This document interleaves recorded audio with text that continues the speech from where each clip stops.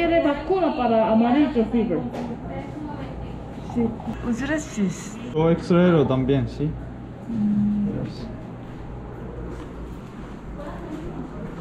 Abi burası bir aşı merkezi ve burada insanlara ücretsiz sarı humma yapıyorlar. Sarı humma aşısı. Benim de almam gerekiyor. Bekleyelim. Gracias.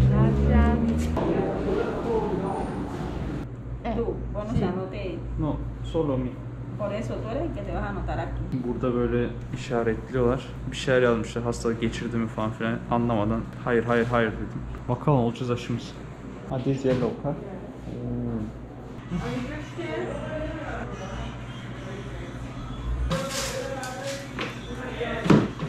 One shot. No puedes consumir bebidas alcohólicas en 24 horas.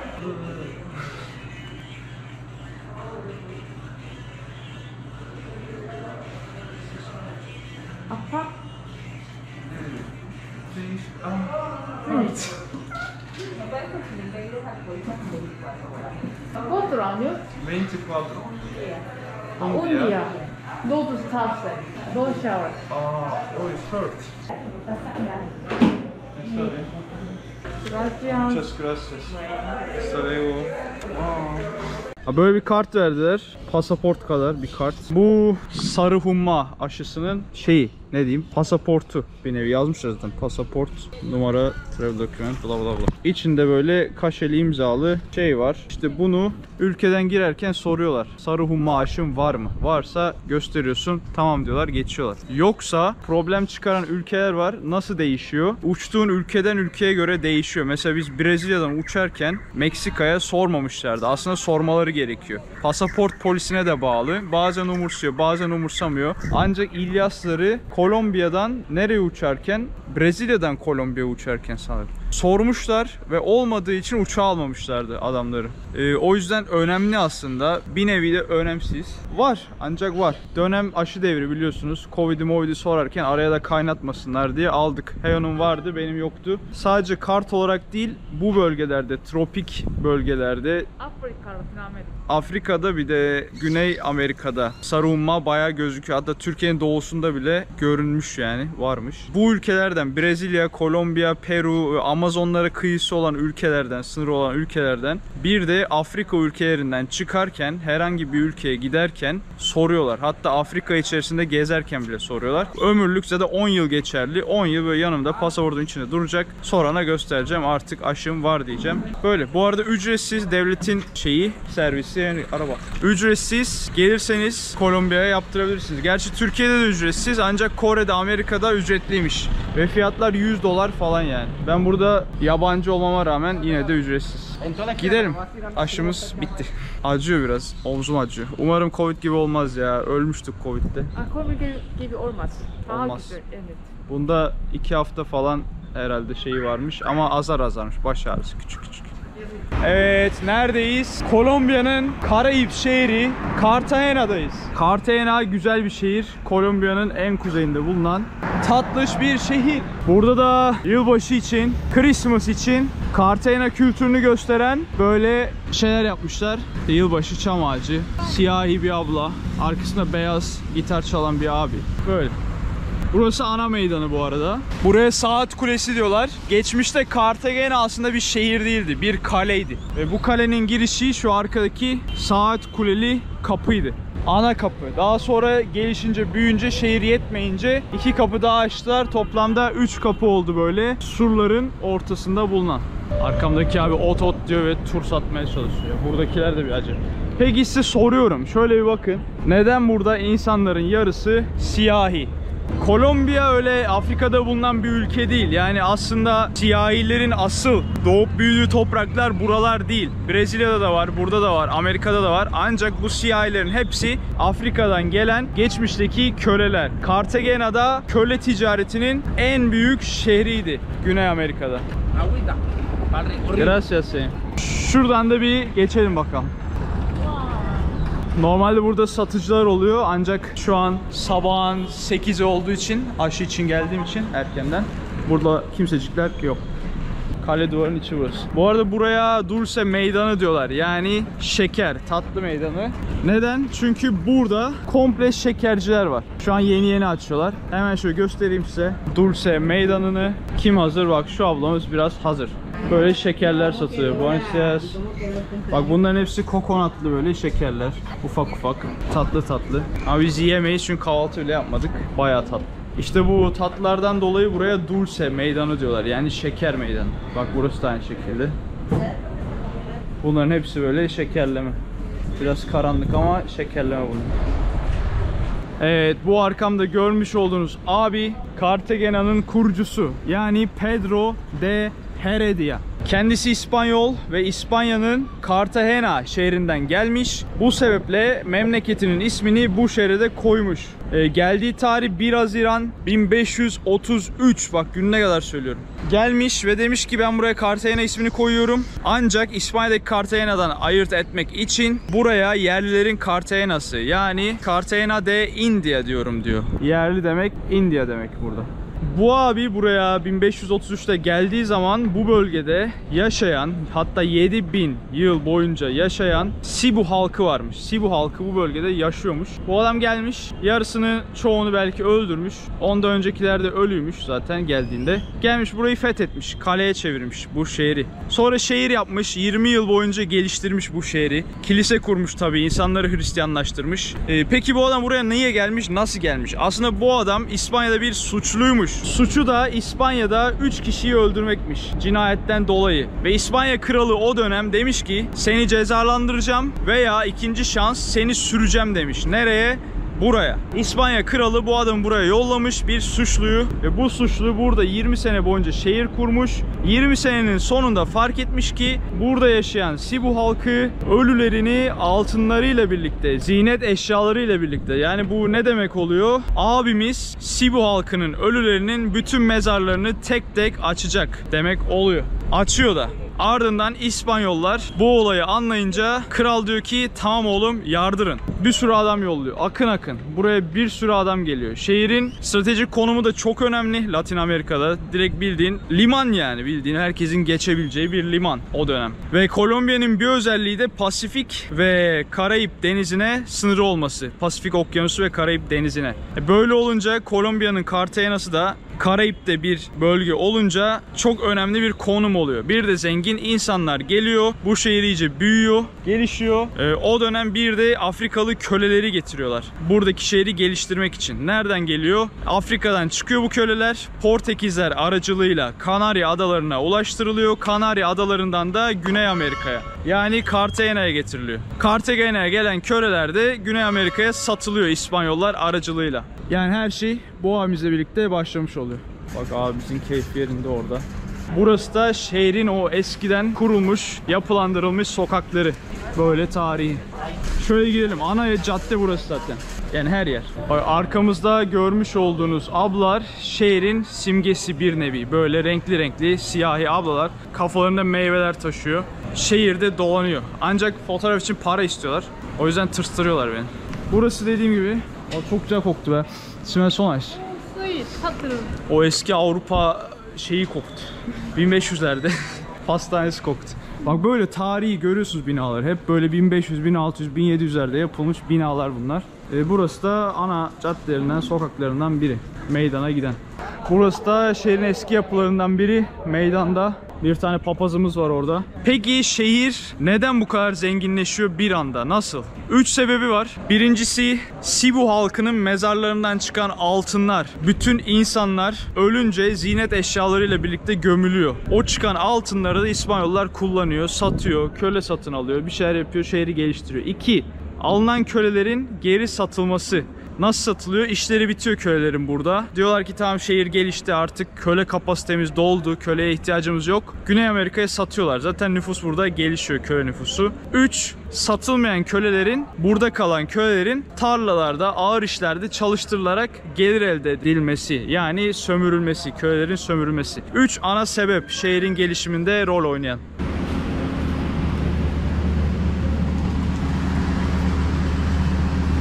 Bu abi de tabii ki de Simón Bolívar. Yani Kolombiya'nın ve çevresinin Gran Colombia denilen bölgenin kurtarıcısı. Kendisi Venezuela asıllı, Bogota'da anlatmıştım. Daha fazla değinmeyeyim. Evet, 1741 yılına kadar şehir, ülke, Cartagena gelişiyor ve bölgenin en zengin şehirlerinden biri oluyor. Tabii o dönem Amerika'ya gelen İngilizler durumu görüyor. Yani keşif arayışında olan İngilizler durumu görüyor. Ve diyor ki Cartagena'yı ve çevresindeki adaları, yani Karayipler'deki üstünlüğü biz elde etmek istiyoruz diyor. İspanyollara savaş açıyor 1741 yılında. Tabii Cartagena öyle bir kale ki geçilmiyor surları. İngilizlerle büyük kanlı bir savaş oluyor İspanyollar arasında. İspanyollar savaşı kazanıyor. İngilizler ebediyete kadar bu topraklardan sürülüyor ve bu savaşın sonunda Cartagena Güney Amerika'nın en güvenli limanı sayılıyor. Diyorlar ki tamamdır, Cartagena Güney Amerika'nın en korunaklı, surları geçilmeyecek limanı diyorlar.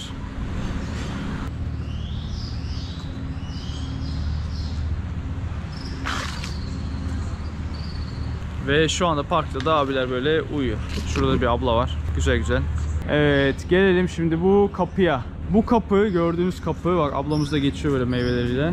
Bu gördüğünüz kapının anlamı büyük bir generalin kapısı, yani evi demek. Nereden anlıyorum? Şu aslan kafasından anlıyorum. Böyle semboller olunca kapıda anlamı, işte aslan varsa asker, büyük bir general. Balık varsa balık ticaretiyle uğraşan bir abi. İşte kılıç kalkan bir şeyler varsa hepsinin böyle bir anlamı var. Bu abi bir generalmiş ve üzerinde bulunan şu ufak ufak demir parçalarının sayısı kadar generalin de statüsünün değeri artıyor. Yani ne kadar çok böyle ufak ufak demir varsa kapıda, kapı ne kadar büyükse yani, generalin statüsü, yani sosyal statüsü diğer generallere göre büyüklüğü artıyor. Böyle bir general evi burası. Tabii şu an büyük ihtimal müze falan olmuş. Ne olmuş? Aynen müze. Historikal müze olmuş. Burada çoğu kapıda böyle simgeler var. Bunlar kapıyı dövmek için zaten böyle.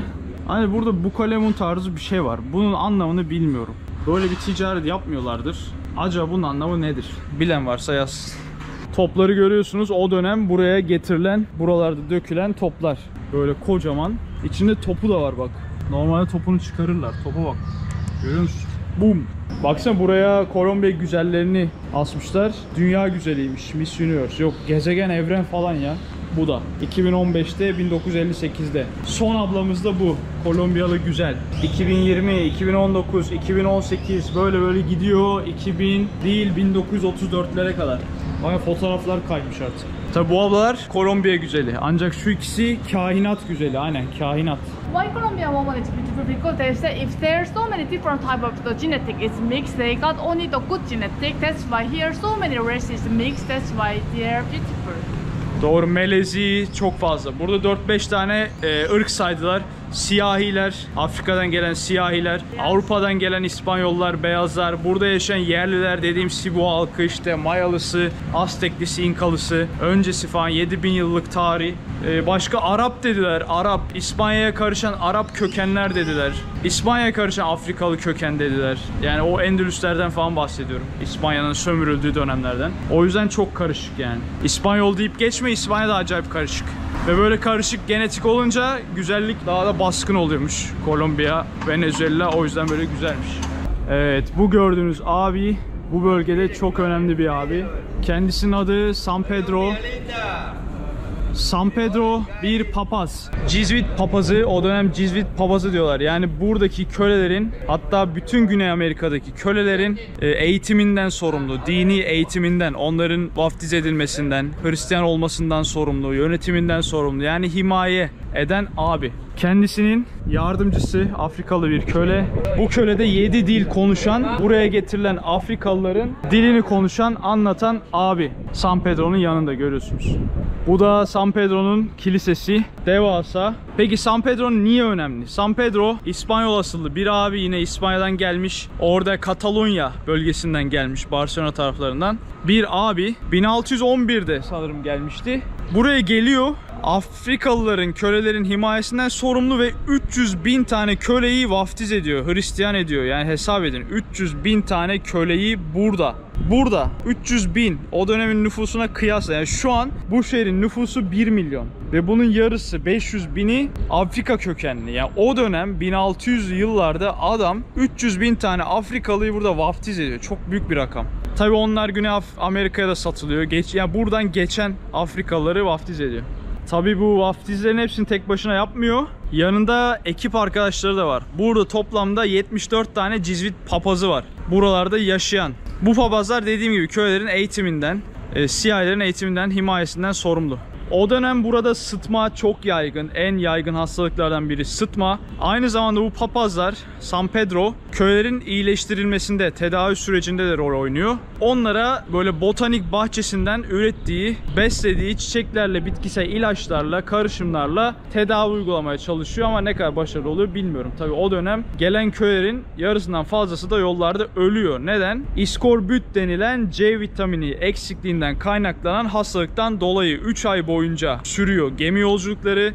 İçerisinde vitaminsiz kalan siyahi köleler bu hastalıktan dolayı ölüyor.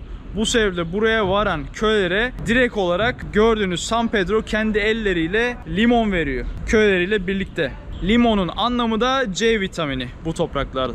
Bildiğiniz gibi San yani Saint aziz demek ve azizlerin mucizeleri var. Azizlerin İsa'dan el aldığına inanıyorlar. San Pedro'nun mucizelerinden biri de 20 köleyi diriltmek. Bildiğin malariyadan ölmüş 20 köleyi diriltmiş elleriyle. Halk da buna inanıyor. Şu anda sorsan büyük ihtimal nüfusunun %87'si Katolik olan Cartagena'nın %87'si de bu hikayeye inanıyordur. 20 ölüyü dirilten San Pedro'nun hikayesi. Bu arada kilisenin içerisine yani kaldıkları yerin karşısına da malaria hastanesi kuruluyor. Afrikalı köleler için. Botanik ilaçlar orada veriliyor. Burası da Cartagena'nın en beğendiğimiz sokaklarından biri. Böyle ağaçlı, çiçekli, böcekli, sessiz, sakin, süslenmiş, tatlış bir yer. Rıza abi bana şapka satmaya çalışıyor. Şapkamı Heyon'a verdim. Satamadı. Bu da Botero'nun buraya hibe ettiği Tombul abla. İsmi gerçekten Tombul. Bayağı da tombul. Büyük bir abla. Arkada da meyveci ablalar. Kilisenin önünde. Heyon nivel alıyor. Aslında burası çok sanat şehri. Ben burası da 3. geliyor ama benim favorim şehir de 1. Çok güzel. Doğru, Heyon'un en sevdiği şehirlerden biri ve buraya 3. gelişi. 5 yıl önce gelmiş ilk kez. Biz daha yeni geliyoruz bak. Ve bu bölgede sadece altın değil, elmas, zümrüt, envai çeşit değerli ziynet eşyaları da bulunuyor. Bakın emerald dükkanları var yani zümrüt. Emerald zümrüt demek böyle yeşil taş zümrüt biliyorsunuz. Güzel güzel takılar, aksesuarlar satılıyor burada. Şunu da var ya biri tamir etsin ya. Güzelim sokağın içine sıçtılar ya. O uyuz oldum ya. Tırrrr. Kapat gitsin ya da değiştir, tamir ettir, bir şey yap yani. Bu arada tarihi bir bölge burası. UNESCO'nun koruduğu bir bölge ya.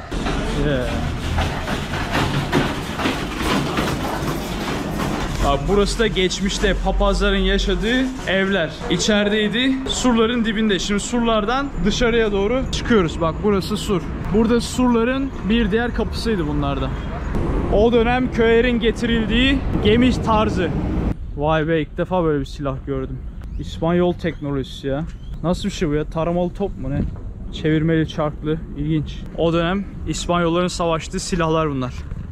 Bu silahlar yeninin eskisi ya sanırım. Yani son dönemin silahları. Çünkü bayağı gelişmiş. Öyle düz top değil. Meydana doğru tutuluyor böyle. Heyona doğru. Bum. Ve evet, burası Venedik değil. Burası Cartagena. Bu su derin de değil. Lağım patlamış, deniz suyuyla birleşmiş sanırım. Çünkü dün gece çok yağmur var. Bu sebeple burası da deniz gibi değil. Venice. Evet, Venedik İtalya. ya, İtalya. Güzel olmuş. Bu ne ya böyle? Lağımı falan açıyor herhalde. Fena tıkanmış yalnız yani. Baksana deniz suyuyla birleşmiş. Burası da surlar. Bak görüyorsunuz denizin dibinde toplar böyle dizilmiş, denizi gören toplar. Geleni geçeni İngiliz'in hepsini vuruyorlar buradan. Böyle kale suru bütün şehri çevreliyor. Aynı zamanda kale surları o dönem Afrikalılar tarafından ne bulunursa surlara koyularak yapılmış. Bakın şu bir mercan kayası. Mercan kayasını ben Oğuzhan Tıraş. Eğer gezi videolarımı beğendiyseniz abone olmayı unutmayın. Bu kanalda dünya üzerindeki bütün ülkeleri hep birlikte gezeceğiz.